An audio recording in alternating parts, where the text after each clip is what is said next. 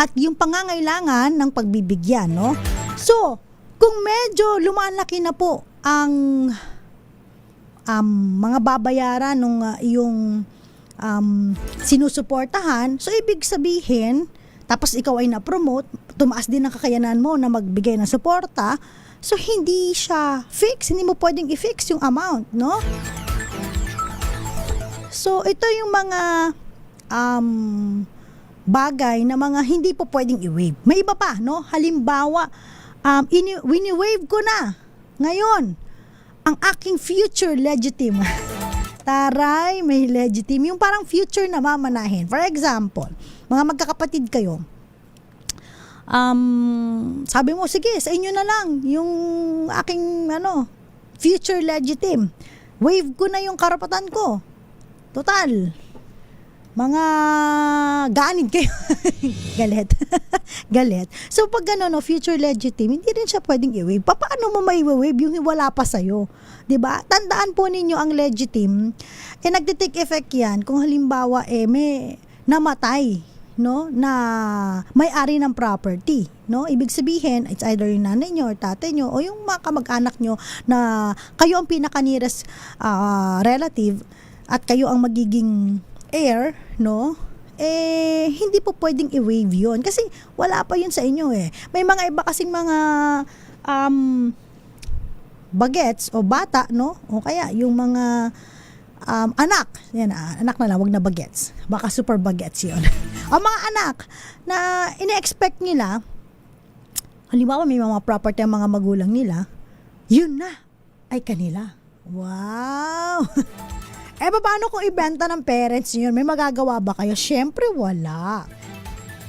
Kasi silang may-ari nun Ang karapatan ng pagmamana, yung legitimate na tinatawag natin, tsaka yung inheritance, magte-take effect lang yan kapag namatay ang may-ari ng property. Hanggat buhay sila, pwede pa nilang i-dispose yan. So bakit mo siya i-waive kung i-dispose nila? Bakit mo i-waive kung hindi mo pa hawak?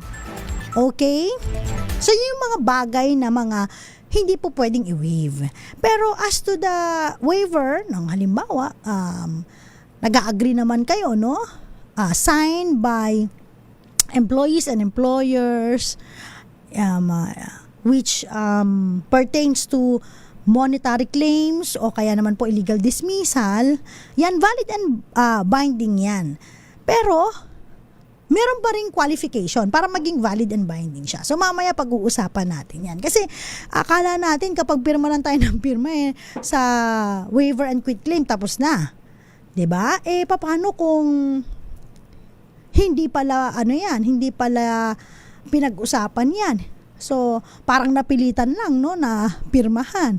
So may mga ganung bagay. So maaari nating i-correct yan. So, kung kayo pipirma ng waiver and quit claim, so alamin nyo muna. Ano yung ba yung waiver and quit claim at para saan ba to at ano ba yung mga qualification para maging valid ito. Magandang gabi po, Anthony Abrenica, Melvin Letrodo, ayan po,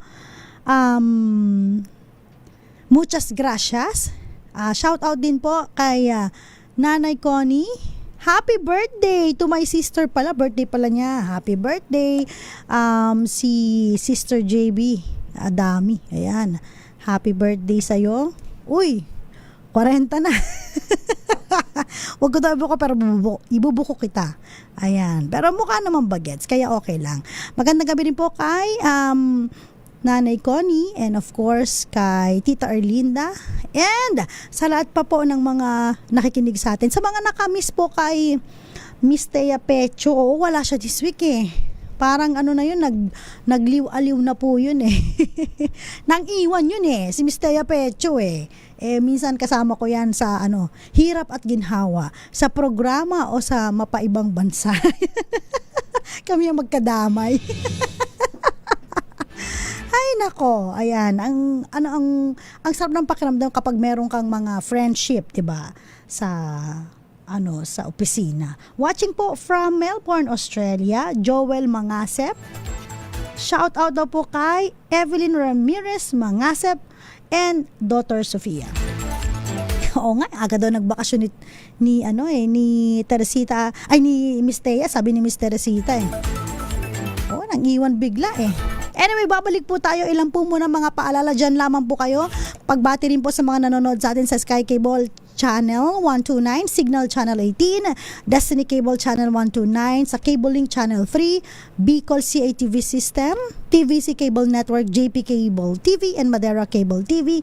Naka-live po kami sa YouTube. Baka gusto niyo po kaming silipin, DZRH TV live stream. At ganoon din po sa Facebook, DZRH News Television at DZRH News. I have TikTok account pala, no?